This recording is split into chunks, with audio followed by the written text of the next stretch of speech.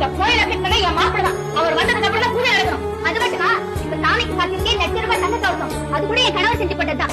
அவர் வர வரைக்கும் காத்துக்க கூடாதா? என்ன பண்ணட்டும்? நீங்க சும்மா இருங்க. என்ன ஒரு வருஷம்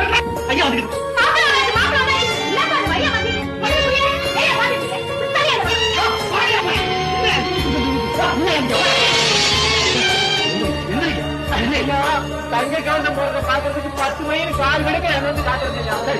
யாரோ கோயில கட்ட வரான் வரான்னு சொல்லி என்ன பிடிச்சி தள்ளிட்டாங்க.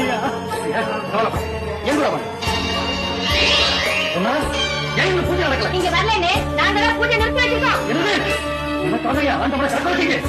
இதெல்லாம் கோயில நடக்கக்கூடாதுன்னு நடத்திருக்கணும். அதையெல்லாம் ஏற்கனவே என்ன பாதுகாக்கிட்டீங்களே. இப்ப சொல்றேன், ஆண்டவனுக்கு எப்ப பூஜை நடக்கும்னு மனுஷன் தான் காத்துக்கிட்டு இருக்கணும். தவிர மனுஷனுக்காக ஆண்டவன் காத்துக்கிட்டு இருக்கவே கூடாது. பூஜை